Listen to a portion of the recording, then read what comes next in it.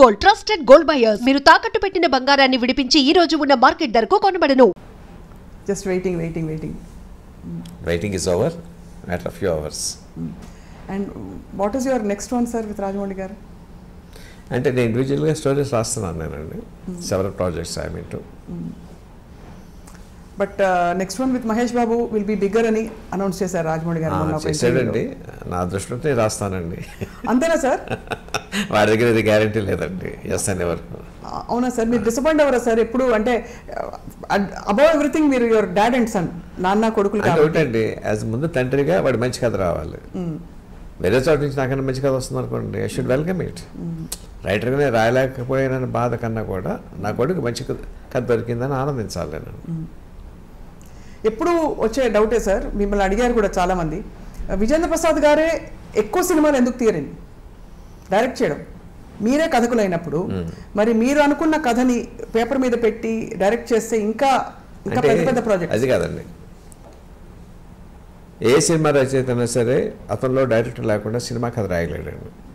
Because he has to sit with his eyes. అంతే కదండి. అవును సార్. నా కంటి ముందు ఏ దృశ్యం కనిపిస్తుందో దాన్ని కాగితం మీద పెట్టాలి. కానీ కంటి ముందు కనిపించే దృశ్యాన్ని తెరకెక్కించడం కోసం there are several departments you have to deal with. అన్నిటికన్నా ముఖ్యమైనది హ్యూమన్ రిలేషన్స్ అండి. అందరితోనూ చాలా బాగా మాట్లాడి వాటితో పని చేయించుకోవాలి. అవును అవును అవును. అది పెద్ద కళ అండి అది. అవును sir. I'm poor in that.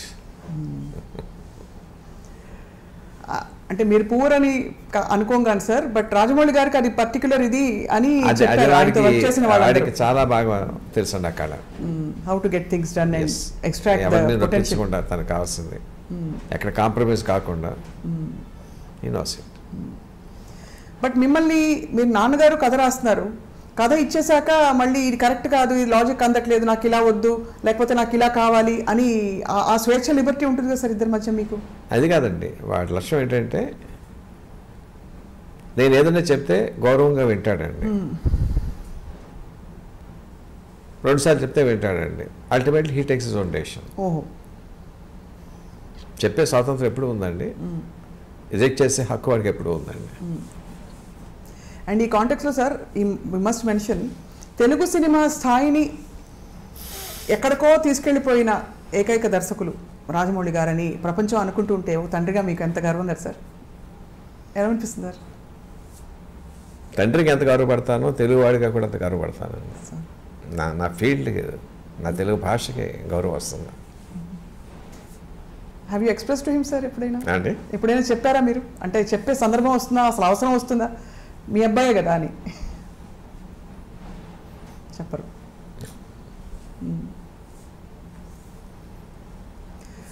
But we are all curious sir to see RRR అనే ఒక మ్యాగ్నమ్ ఓపస్.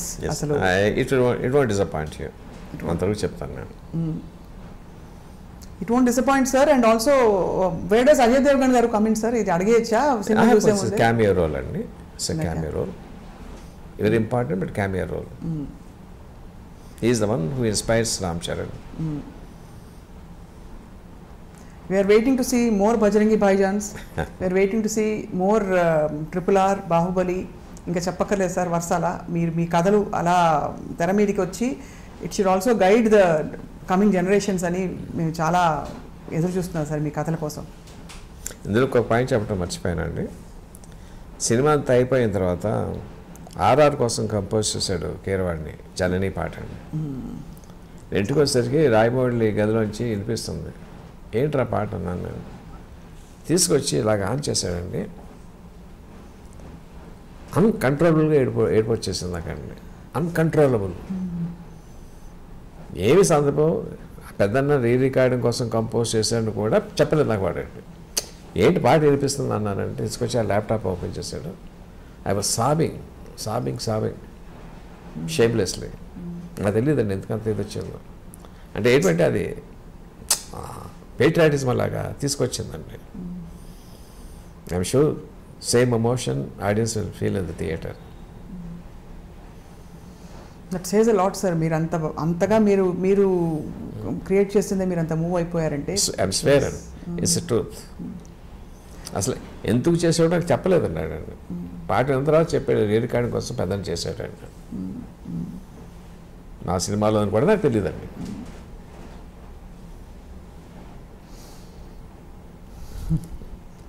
మీరు ఆలియా భట్ గారి గురించి కంటతడి పెట్టారు sir, and obviously it is a very emotional movie, అది క్లియర్ అయిపోయింది for audience and much needed emotion now. మళ్ళీ ఇప్పుడు కూడా వస్తుంది సొసైటీ ఇప్పుడు కూడా వస్తుంది సార్. దొంగముంట. ఎంత ఎంత ముద్దొచ్చేసే మీరు ఆ మాట అంటారు సార్.